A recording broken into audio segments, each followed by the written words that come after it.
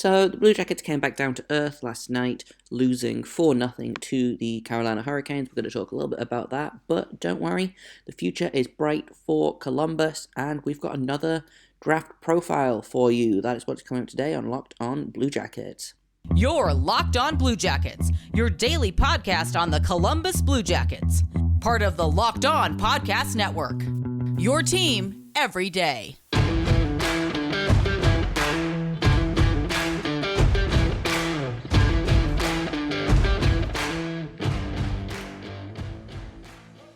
Hello and welcome to Locked On Blue Jackets, part of the Locked On Podcast Network, your team every day.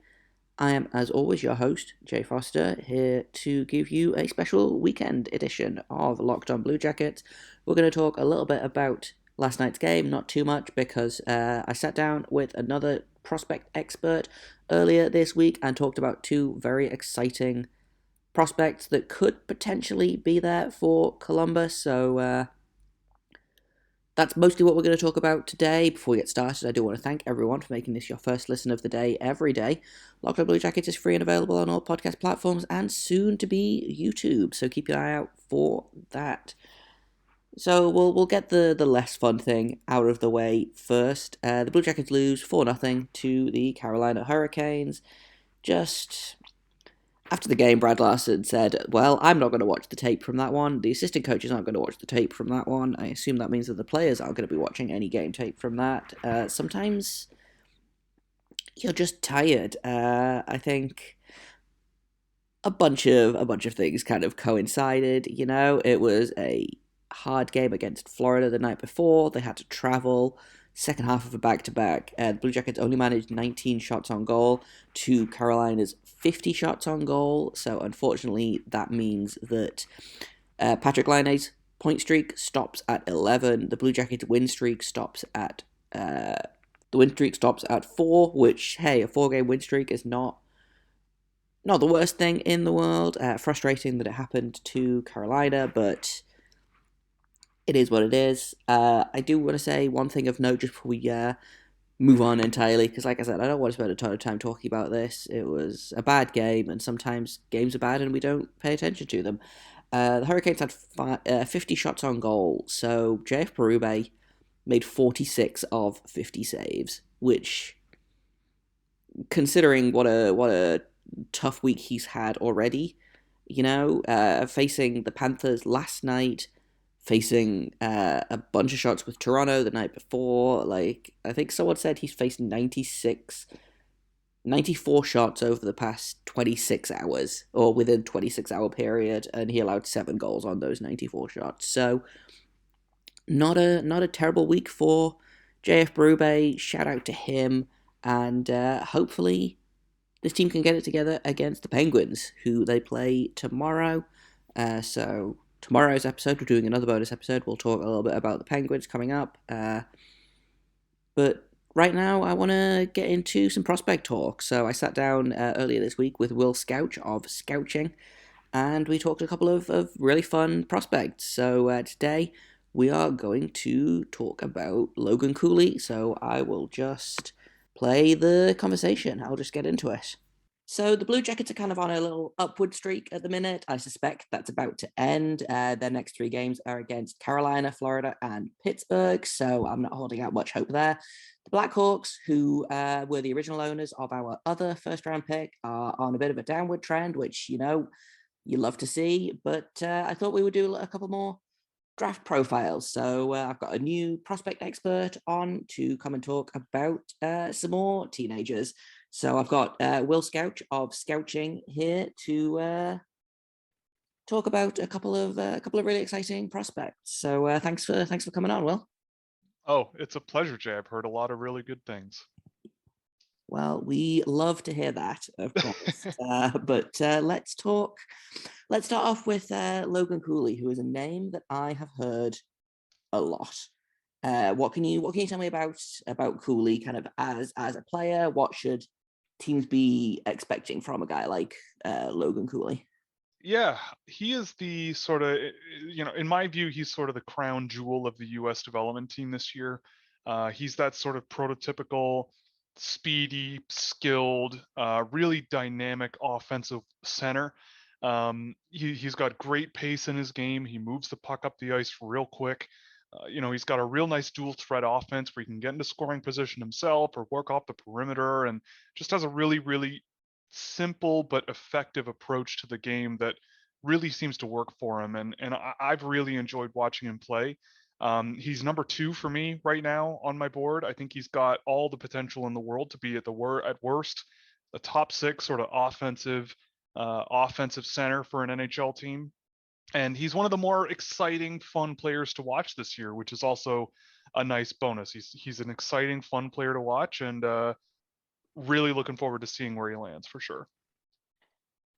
Yeah, he seems like a player that is kind of like Kent Johnson. I think he's such an exciting player to watch all the time. Like all of the highlights and stuff I've seen of Cooley, I feel like every game he's doing something just completely bonkers and super exciting. I think it helps that the US national team, the national development team, is typically pretty good at kind of churning out prospects. But is there so I've been trying to get some NHL comparables for prospects, kind of mostly for me because I'm not super up on prospects, but also for listeners who may also not be super up on prospects. So is there a guy in the NHL at the minute that you can look at and say that's best case scenario, that is what we're going to get from Logan Cooley?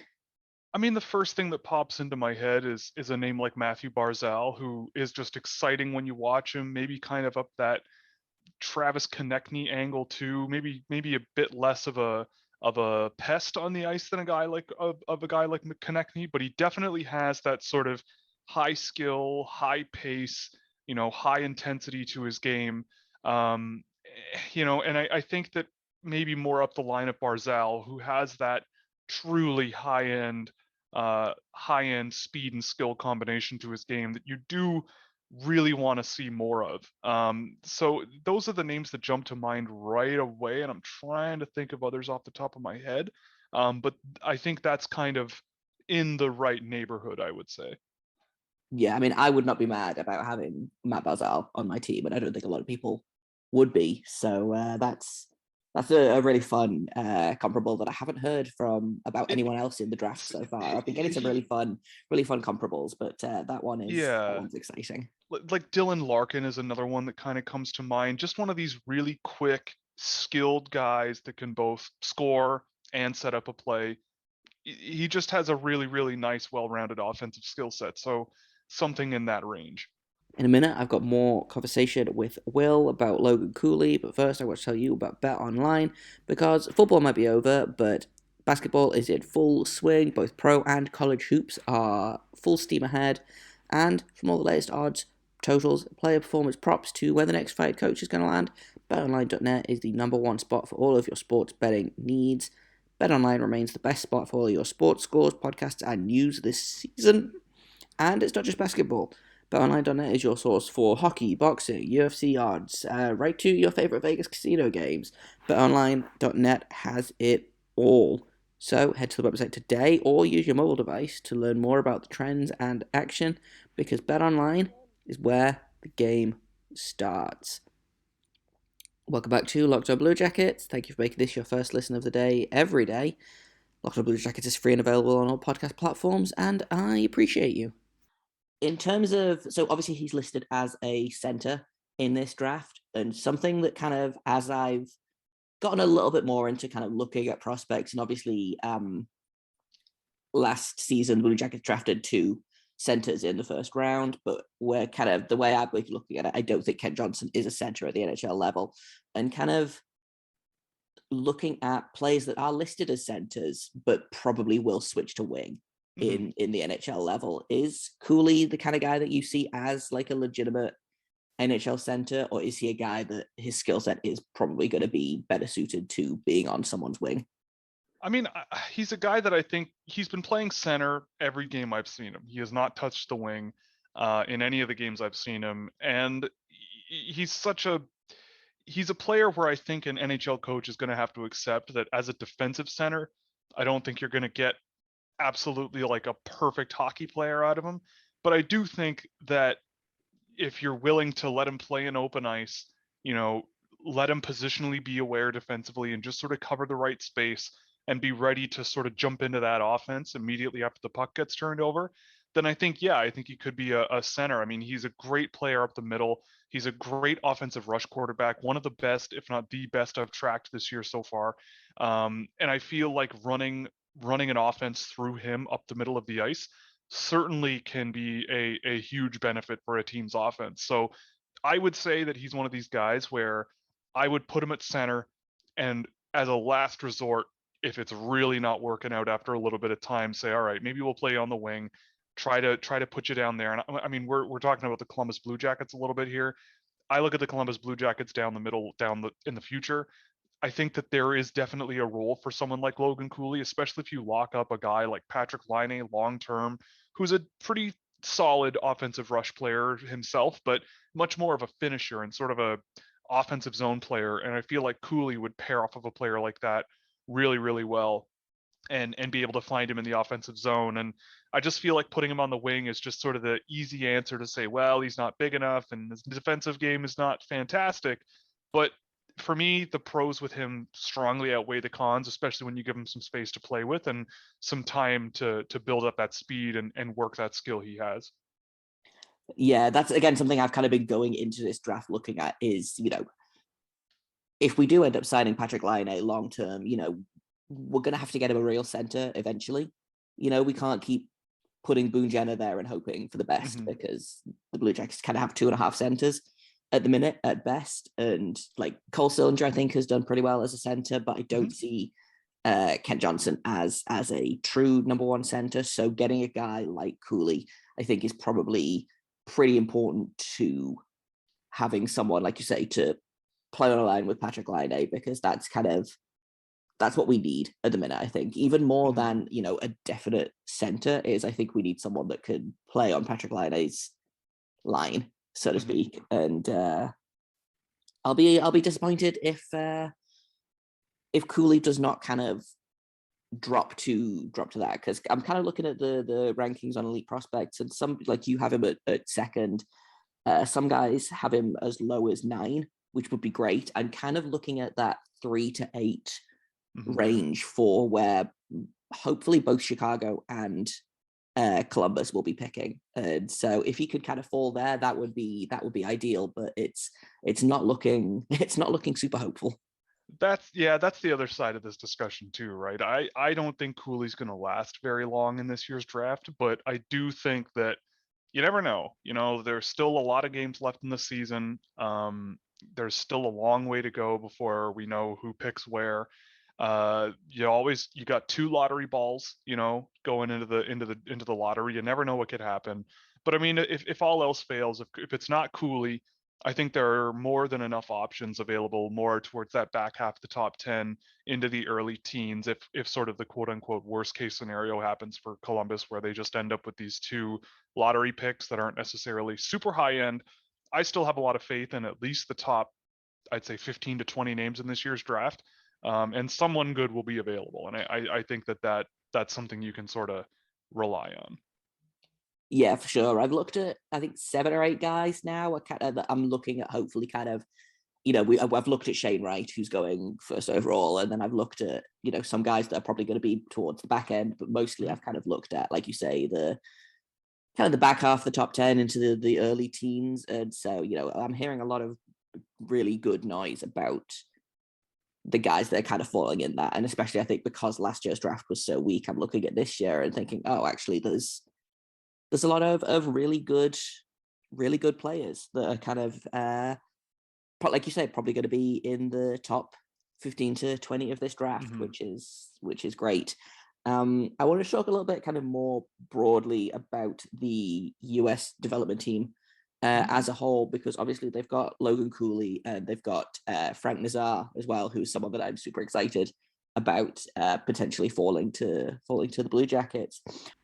Coming up in a minute, I've got the end of my conversation with Will about Logan Cooley and the US National Development Team kind of at large. That's what's coming up next on Locked On Blue Jackets. What is it about this team that kind of has made them, I guess, the I would call, to say, the gold standard for developing young American players? Is it the coaching? Is it like just the money that gets put in? Is there something that they're doing differently to basically every other USHL team? Well, it's hard to be perfectly articulate because I don't know the inner workings of the NTDP, but I do think, I mean, I've been following the draft, at least casually, for about 10 years or so, maybe 10, 12 years. And the NTDP 10, 12 years ago was not really what it is now. It was kind of a fledgling little project.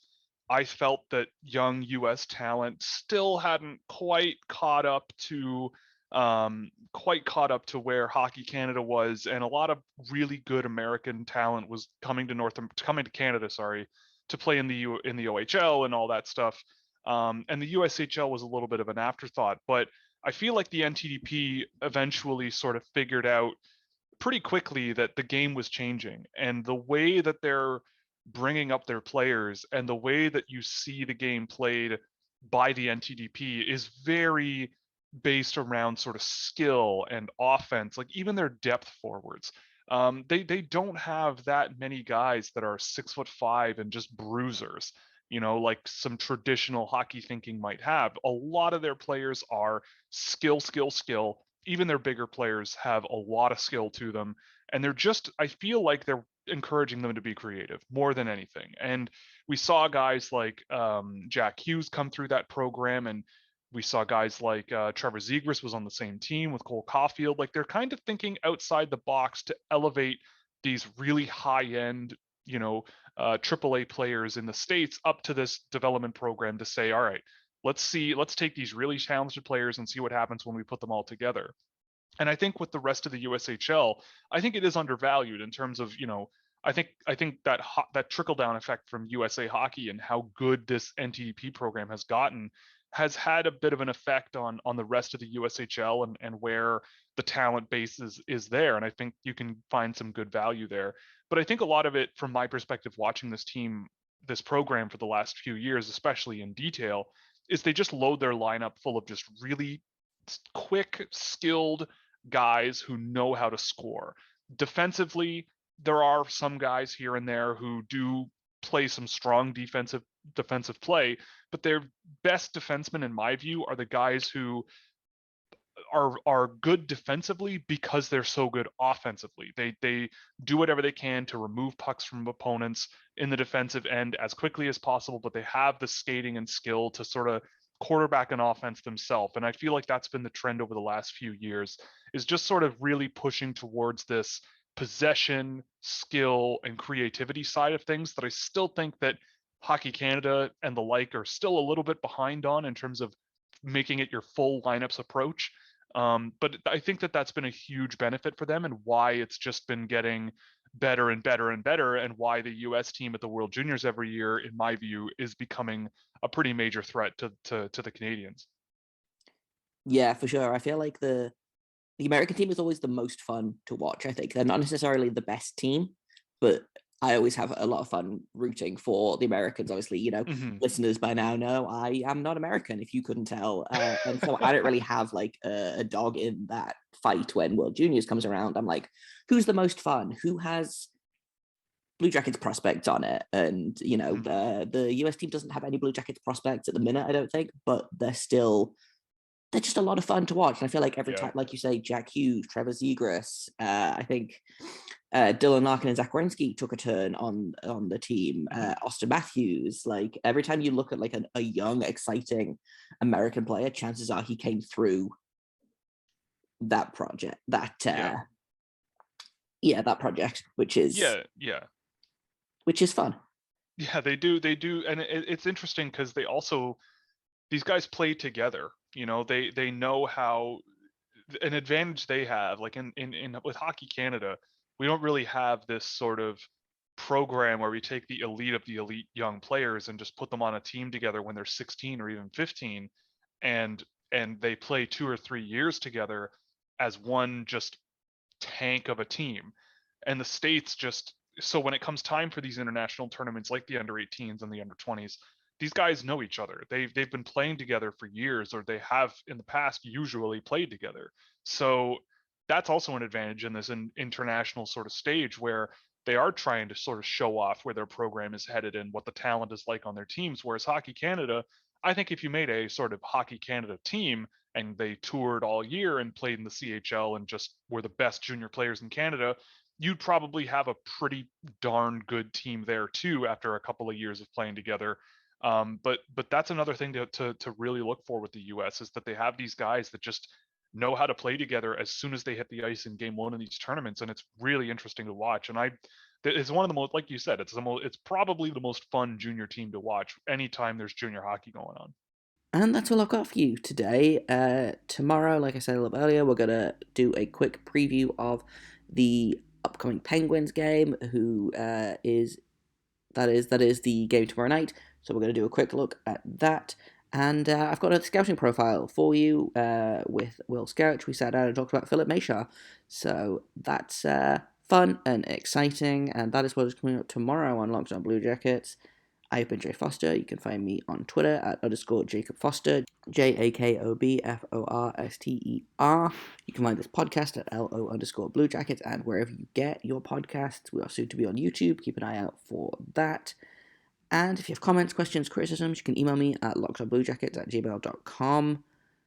Thank you once again for making this your first listen of the day. Make sure you go and make Locked On NHL Fantasy your second listen of the day. If you want to get ahead of the curve on your NHL fantasy hockey team, Locked On NHL Fantasy is the way to go. So make sure you check those guys out. They're doing a really great job over there. And until tomorrow, make sure you stay locked on.